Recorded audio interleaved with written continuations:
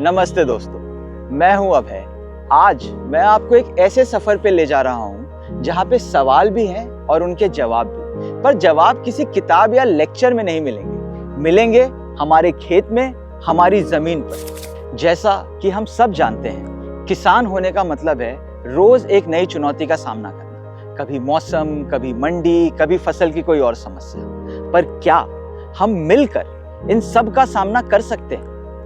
इसी सोच के साथ अगाते बना आपका दोस्त, आपका मार्गदर्शक, जो आप सबकी तरह एक किसान है और रोज एक नई सोच के साथ आगे बढ़ता है। रोज कुछ नया करता है, रोज कुछ नया सीखता है, ताकि हम आपके साथ मिलके खेती का एक नया और एक बेहतर विकल्प तैयार कर सकें। आज हम सिर्फ टेक्निक्स की बात नहीं करेंगे, बट उन जज्बातों की भी बात करेंगे जो हर किसान को खेती मजबूती से करने का हौसला देता है। आज के वीडियो में हम देखेंगे कैसे एक छोटी सी सोच खेती का पूरा नजरिया बदल सकती है, कैसे एक छोटी सी जमीन से ज्यादा आमदनी हो सकती है, और कैसे हम किसान अपने पैरों पे और मजबूती से खड़े हो सकते हैं। और किसान साथियों, मैं इस सफर में अकेला नहीं हूँ। मेरे साथ हैं डॉक्टर अंकुश, जो कि अगाते के हेड एग्रोनॉमिस्ट हैं और एक इंडो इजराइल एक्सपर्ट है। ये हमारे साथ मिलकर रोज उन नए रास्तों की तलाश कर रहे हैं, उन नए तकनीकों की खोज कर रहे हैं। और आज डॉक्टर अंकुश हमें सिर्फ वो तकनीकें नहीं बताएंगे, बस उनके पीछे का साइंस और विज्ञान भी समझाएंगे। तो चलिए शुरू करते हैं एक नए नजरिए के साथ, अगाते के नजरिए के साथ, आपके नजरिए। डॉक्टर अंकुश, चारों तरफ इन फसलों को देख के लगता है कि शायद कोई एक वैज्ञानिक कहानी चल रही है। हर चीज में प्लानिंग दिखती है, हर मिट्टी में प्लानिंग दिखती है। ये सब कैसे पॉसिबल हुआ? ये सोच कैसे पॉसिबल हुआ? जी अभय जी, ये सिर्फ खेती का मैदान नहीं है, ये एक एक्सपीरियंस सेंटर है। अगाते में हम किसानों को उनके टिकाऊ और प्रॉफिटेबल खेती के बारे में एक ब्लूप्रिंट देते हैं। यहाँ पर आप जो देख पा रहे हैं, मल्चिंग हो, ड्रिप इरिगेशन हो, स्टेकिंग हो, ट्रैप्स का हो, लगाना हो, सब एक साइंस बैक अप्रोच के तहत लगाए गए हैं, ताकि हम किसान को बता पाएँ कि क्यों, कब और कैसे इन चीज़ों के उपयोग से किसान ज़्यादा मुनाफा और टिकाऊ खेती कर सकता है।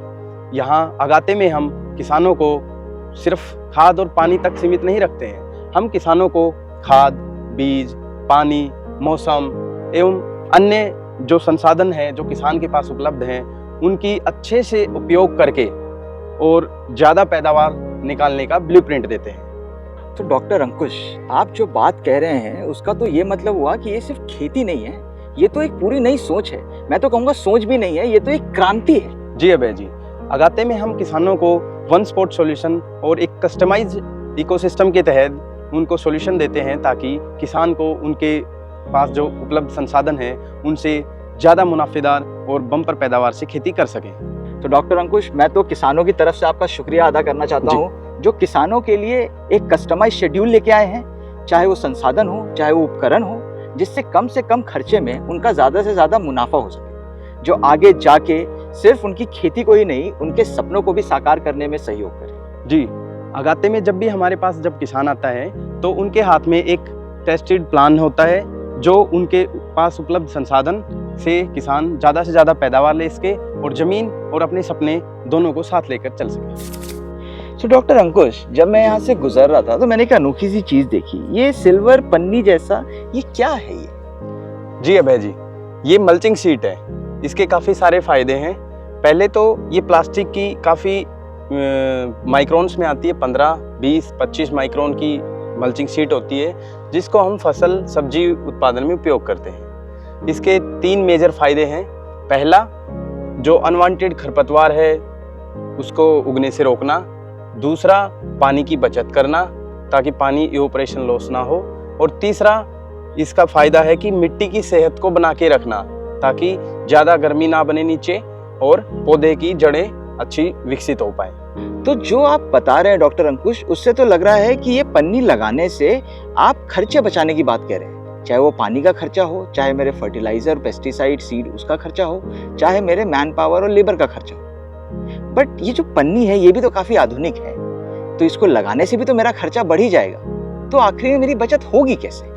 जी अभय जी, शुरुआती में आपको इन्वेस्टमेंट लग रहा है, लेकिन अगर आप इसकी गणना करेंगे तो आप पाएंगे कि इससे आपका लेबर कॉस्टिंग बच रही है, खरपतवारनाशी दवाइयों की बचत हो रही है, और जो आप खाद डाल रहे हैं उसका पूर्णतः इस्तेमाल हो रहा है, जिससे बम्पर पैदावार आ रही है। तो इन सभी पॉइंट से आप लगभग 2 से 2.5 गुना आप बचत कर सकते हैं। तो आपको एक बार तो इन्वेस्टमेंट करनी पड़ेगी, लेकिन उससे आप 2 से 2.5 गुना आप पैदावार भी ले सकते हैं। तो ये आपको खर्चीला लगेगा नहीं, और इससे आपको एक और फायदा रहेगा कि जो आपकी मिट्टी की सेहत है वो अच्छी रहेगी, पौधे ज़्यादा पैदावार दे पाएंगे और कीड़ों का प्रकोप कम रहेगा, क्योंकि ये एक रिफ्लेक्टिव शीट है जैसा कि आप देख पा रहे हैं, सिल्वर। और मैं किसान साथियों को बताना चाहूँगा कि जो भी किसान साथी मल्चिंग का उपयोग करें वो सिल्वर कलर हमेशा ऊपर रखें और ब्लैक कलर इसका मिट्टी की तरफ रखें, जो कि काफ़ी किसान भाई गलती करते हैं मल्चिंग शीट लगाने में। अच्छा डॉक्टर अंकुश, ये जो पाइप जैसी जो चीज है जिससे ड्रॉप ड्रॉप में पानी निकल रहा है,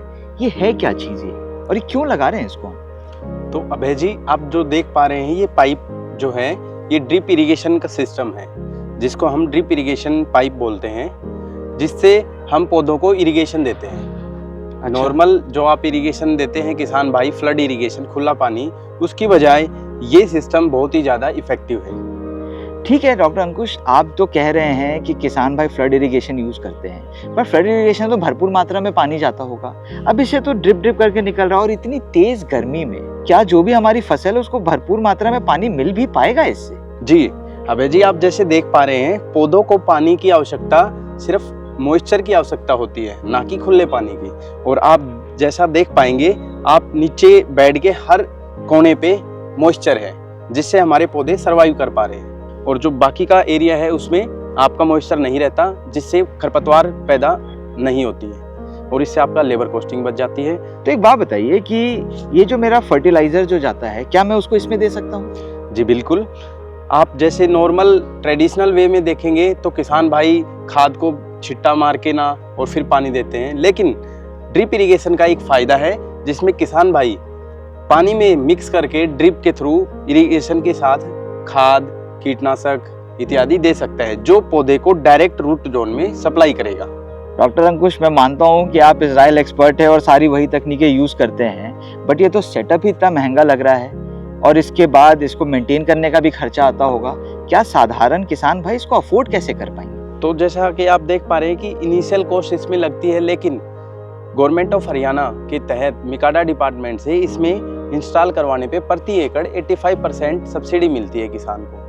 तो ये इनिशियल कॉस्ट इतना किसान की जेब पे लगता नहीं है। क्या इससे में कोई और फायदा नहीं होता? क्या खरपतवार में भी कोई फायदा होता है मल्चिंग की तरह? कुछ और फायदे हैं इसके? जी बिल्कुल, इसके काफ़ी फायदे हैं। इसमें आप 40 से 50% पानी की बचत कर सकते हैं, लेबर की बचत कर सकते हैं। जैसा कि ट्रेडिशनल तरीके में लेबर लगती है पानी देने के लिए, इसमें कोई लेबर नहीं लगती है। आप एक ही जगह से वाल चेंज करके ना पूरे खेत को इरिगेट कर सकते हैं। और इसके अलावा पर ड्रॉप मोर क्रॉप का कॉन्सेप्ट है इसका, जिससे सिर्फ पौधे की जड़ में ही मॉइस्चर जाता है, ज़्यादा पौधे से दूर मॉइस्चर नहीं जाता, तो खरपतवार भी ज़्यादा नहीं उग पाता। तो इससे खरपतवार कंट्रोल में भी सहायता मिलती है। अच्छा, तो ये तो काफी अच्छी चीज हुई। जी बिल्कुल। आप पानी भी बचा रहे हैं, आपका फर्टिलाइजर भी कम हो रहा है, और उसके बाद खरपतवार को मॉइस्चर नहीं जा रही तो वो उगेगा भी नहीं। जी, और इसके अलावा इसमें जो आप देख पा रहे हैं ड्रॉप बाय ड्रॉप पानी आ रहा है, तो पौधे की रूट जोन में डायरेक्ट उसका पहुंच हो रही है पानी की, जिससे पौधा अच्छी ग्रोथ करेगा। ठीक है डॉक्टर अंकुश, अभी तक हमने बचत की काफी बातें की, चलिए थोड़ी सी सेहत की बात करते हैं। अब मुझे बताइए कि हम सब चाहते हैं कि हम ऑर्गेनिक खाएं, ऑर्गेनिक उगाएं, हमारी सेहत बनी रहे, कीटाणुओं कीटनाशकों से भी दूर रहें, हमारे लिए भी अच्छा है, हमारे बच्चों की सेहत के लिए भी अच्छा है। जी, तो क्या हम उसके लिए कुछ नहीं कर सकते कि हमें कीटनाशक डालना ही ना पड़े? जी बिल्कुल, हम इस अप्रोच को अपना सकते हैं कि हमें कीटनाशकों की उपयोग ना करना पड़े। इस कड़ी में अगाते फार्म पे हम ऑब्जर्वेशन बेस कल्टीवेशन करते हैं, तो इसमें हम ट्रैप्स का उपयोग करते हैं, इंसेक्ट ट्रैप्स का, जो कि विभिन्न प्रकार के होते हैं। फेरोमोन ट्रैप्स होते हैं, लाइट ट्रैप्स होते हैं, स्टिकी ट्रैप्स होते हैं। तो इन सब का उपयोग करके हम अपने फसल में कीड़ों का ऑब्जर्वेशन कर सकते हैं कि कौन से कीट इंसेक्ट्स का अटैक हो रहा है या इंसेक्ट आ रखे हैं। दूसरा, हम उनको कैप्चर करके कंट्रोल भी कर सकते हैं वाया इंसेक्ट ट्रैप्स। तो ये क्या हमें सिर्फ ये ट्रैप्स जो हैं, क्या आपको सिर्फ इंसेक्ट के बारे में बताते हैं या उससे कम करने में भी उपयोगी है? ये अभय जी, ये दोनों काम करते हैं। एक पहला काम इनका मॉनिटरिंग का होता है कि इनमें इंसेक्ट आके फंसता है तो हम एक स्पेस में जाके ना देख सकते हैं, एक जगह जाके देख सकते हैं कि कौन से इंसेक्ट आए हुए हैं हमारे क्रॉप में। दूसरा, अगर इंसेक्ट आके इनमें फंस रहा है, क्रॉप पे नहीं जा रहा, तो कंट्रोल का भी काम हो रहा है नेचुरल। ट्रैप्स विभिन्न प्रकार के होते हैं, pheromone traps, sticky traps, light traps. तो इसी कड़ी में मैं आपको दिखाना चाहूँगा, ये फेरोमोन ट्रैप्स हैं जो कि लेपिडोप्टेरन सुंडी वर्गीय इंसेक्ट्स को कंट्रोल करते हैं। इसमें हम एक फेरोमोन लगाते हैं, फेरोमोन टिक्की, ल्यूर जिसको बोलते हैं, जिससे मेल इंसेक्ट्स अट्रैक्ट होते हैं और इस अट्रैक्शन से वो इस इंसेक्ट ट्रैप में फंस जाते हैं, जैसा कि आप देख पा रहे हैं। और इससे हम 2 चीज़ें कर सकते हैं। एक तो फील्ड में मॉनिटरिंग हो रही है कि हमारे फील्ड में स्पोडेप्टेरा, लेटूरा टाइप के इंसेक्ट्स का अटैक हो रहा है। दूसरा, ये कैप्चर होके कंट्रोल भी हो रहे हैं, जो कि नेचुरली इंसेक्ट कंट्रोल करने का तरीका होता है। जो आप ये देख पा रहे हैं कॉनिकल शेप का, ये फ्रूट फ्लाई ट्रैप है, जिसमें एक तरह से ये जितने भी इंसेक्ट्स हैं ये कैप्चर किए हुए हैं। इसमें एक फेरोमोन ल्यूर लगता है जिसकी वजह से ये अट्रैक्ट होती हैं और इसके अंदर इसके थ्रू घुस के और ट्रैप हो जाती हैं, जिससे हमारी जो बेल वर्गीय फसलें हैं, फ्रूट फ्लाई ट्रैप हम मोस्टली बेल वर्गीय फसलें जैसे तरबूज, खरबूज, करेला, तोरी इत्यादि में लगाते हैं। ये येलो कलर का स्टिकी ट्रैप है, इसके दूसरा कलर भी आता है। तो येलो कलर पे इंसेक्ट अट्रैक्ट होते हैं। ये सीड चिपचिपी है, इस पे चेप है, जिसके कारण इस पे इंसेक्ट जैसा कि आप देख पा रहे हैं आके चिपक जाते हैं। इससे हम मॉनिटरिंग और कंट्रोल दोनों चीज़ें करते हैं। येलो कलर के ऊपर एफिड, जैसिड, हाडा बीटल्स इत्यादि आके अट्रैक्ट होते हैं। येलो कलर की तरह ये ब्लू कलर का स्टिकी ट्रैप है, जिस पे थ्रिप्स जैसे कीड़े आकर चिपकते हैं। और जैसा कि मैंने आपको बताया ट्रैप्स के बारे में, जो हमारी फसलों को कीड़ों से बचाते हैं, ऑर्गेनिकली बचाव करते हैं, कंट्रोल करते हैं। तो प्रति एकड़ किसान भाई येलो स्टिकी ट्रैप्स 20 से 25 लगाएं, फ्रूट फ्लाई ट्रैप 8 से 10 लगाएं और फेरोमोन ट्रैप 8 से 12 लगाएं प्रति एकड़। डॉक्टर अंकुश, आज तो मैं आपको सही बताऊं, मुझे तो काफ़ी कुछ सीखने को और देखने को इस खेत में मिल रहा है जी। शायद मुझे जितने जवाब मिल रहे हैं उससे ज़्यादा सवाल मेरे मन में उभर रहे हैं। उसी तरीके से ना एक सवाल मेरे दिमाग में ये आ रहा है कि ये जो जालनुमा जो स्ट्रक्चर बना रखा है, ये क्या है? जी अभय जी, जैसा कि मैंने आपको पहले बताया, अगाते फार्म पे हम science based projects, science based approach का इस्तेमाल करते हैं। और इसी के कड़ी में हमने करेला लगा रखा है, बेल वर्गीय फसल है, उसमें ये स्टेकिंग कर रखी है। जो ये आप तार का ढांचा देख रहे हैं, इसको स्टेकिंग बोलते हैं। अच्छा डॉक्टर अंकुश, एक बात बताइए, जैसे हम भी खेती किसानी करते हैं और भी किसान खेती किसानी करते हैं, जैसे हम टमाटर लगाते हैं और भी कुछ बेल वर्गीय फसल लगाते हैं, वो कभी कभी स्टैकिंग के भी लगाते हैं और बिना स्टैकिंग के भी लगाते हैं। तो अगर बिना स्टैकिंग के इसे उगाया जा सकता है, तो फिर हम इतनी मेहनत, इतना बड़ा स्ट्रक्चर, इतना खर्चा, ये सब करें ही क्यों?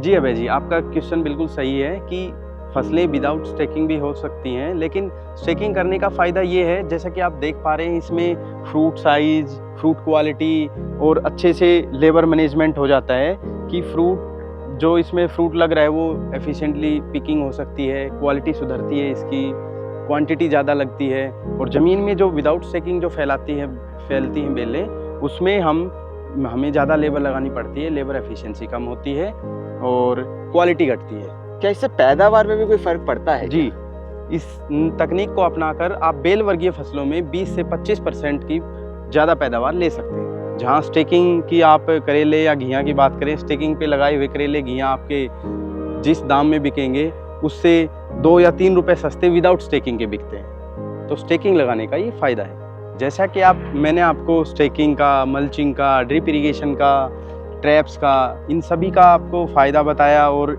ये चीज़ें बताई, तो इससे किसान को शुरुआत में इनिशियल कॉस्ट लगता है कि भाई उसको लगाने में उसको खर्चा लग रहा है, जिससे उसका खर्चा बढ़ेगा। लेकिन जब फसल चक्कर कम पूरा हो जाता है, तो लास्ट में जब कंक्लूजन आता है, तो उसमें ये फ़ायदा रहता है, इन चीज़ों का, तकनीकों का इस्तेमाल करने से उसकी पैदावार 2 से 3 गुना बढ़ जाती है, क्वालिटी वाइज और क्वांटिटी वाइज दोनों तरीके से। क्योंकि ये जितने भी तरीके हैं, ड्रिप हो, चाहे स्टेकिंग हो, चाहे ट्रैप्स हो, चाहे मल्चिंग हो, ये सब साइंस बेस्ड प्रोजेक्ट हैं जो कि साइंस अप्रोच से किए गए हैं, जिनमें एक साइंटिफिक थॉट होता है, ना कि एक ऐसी चीज़ें जो रैंडमनेस लेके आती है। तो डॉक्टर अंकुश, आप एक तरीके से कह रहे हैं कि इन तकनीकों से हम किसान को रखेंगे आगे, उनकी फसल को रखेंगे आगे, उनकी पैदावार को रखेंगे आगे और अल्टीमेटली उनकी कमाई को रखेंगे आगे। जी अभय जी, बिल्कुल आपने सही कहा, किसान को रखेंगे आगे, पैदावार को रखेंगे आगे। तो किसान भाई अगर इन तकनीकों का इस्तेमाल करता है, स्टेकिंग, मल्चिंग, ड्रिप इरिगेशन इत्यादि, तो उसकी सब्जी फसल का क्वालिटी इंप्रूव होता है और जब मंडी में जाता है तो 15 से 20% उसके दाम अच्छे मिलते हैं उसको, बजाय कि नॉन तकनीक जो इस्तेमाल करके किसान सब्जी की फसल पैदा कर रहा है। अगाते, फार्मर फर्स्ट ऑलवेज। किसान के द्वारा, किसान के साथ, किसान के लिए, एक ही जगह पर 20 से अधिक ब्रांड्स उपलब्ध।